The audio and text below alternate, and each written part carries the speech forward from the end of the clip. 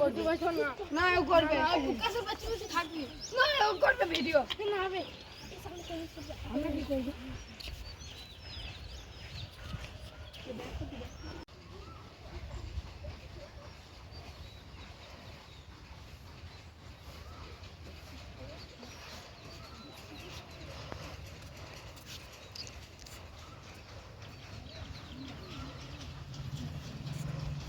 মদনের দোকান যায় তো মদনের দোকানে একটু চা খাচ্ছি রে।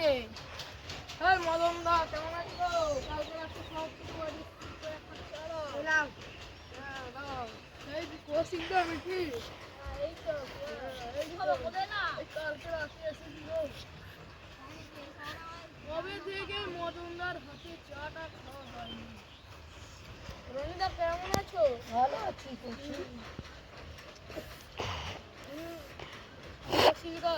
তোমাকে একটা কথা বলার ছিল। কালকে রাতে বাড়ি আসতে আসতে আমাদের পাঁচ রাস্তা মোড়ে ওইখানে একটা তালতলার নিচে একজনকে বসে থাকতে দেখলাম। আমি গিয়ে বললাম যে তুমি কে?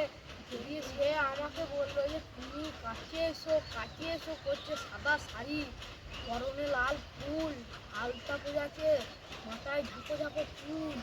আমি ভয়ে অজ্ঞান হয়ে গেছিলাম। দিয়ে কাল রাতে 12টার সময় বাড়ি এলাম। রাতে অজ্ঞান হয়ে গেছিলাম। রাত 12টার সময় বাড়ি এলাম। তখন এসেই আমি শুয়ে পড়ছি, আর কিছুই খাই না। দিয়ে সকালে এলাম, দিয়ে এক কাপ চা খেলাম, দিয়ে তোমাদেরকে ঘটনাটা বললাম। তাই নাকি? হ্যাঁ। গুনমুন কিছু হয় না। ফালতু কথা। সত্যি বলছি।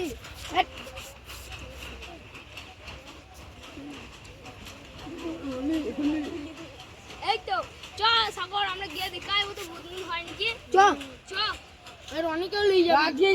আজই যাব চ হ্যাঁ যাব আজই। আজ রাত 12টার সময় যাব।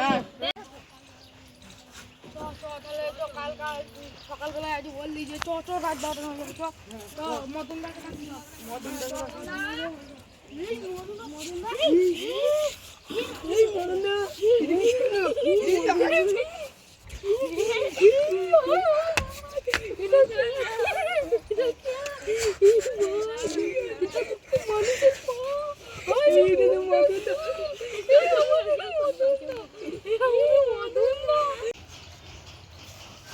মদনদার শেষ কাজ হয়ে গেল, ওর বাড়ি ধ্বংস হয়ে গেল, তাই দোকানও বন্ধ হয়ে গেল। আমি একবার আসছি হ্যাঁ আমি আসছি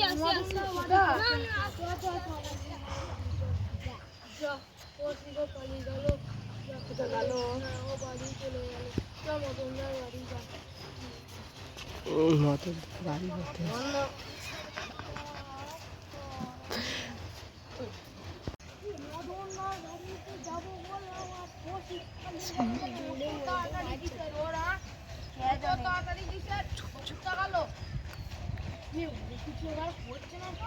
আমার কিন্তু ওর উপরে চরম সন্দেহ হচ্ছে।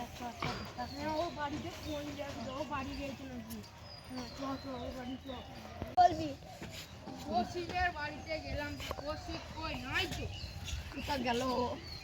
বাড়ি যাওয়ার নাম করে কোথাও চলে গেল না তো? হ্যাঁ সেটাও হতে পারে। কোথা গেল? পালিয়েছে নাকি? যা দেখি তারা পান মাথা মোড়ে কৌশিক আসে নাকি। আমি কৌশিককে দেখলাম যে কৌশিক অদৃশ্য হয়ে গেল, যে কৌশিক ঝাঁপ দিয়ে দিল, আর অদৃশ্য গেল, আর দেখতেই পেলাম না।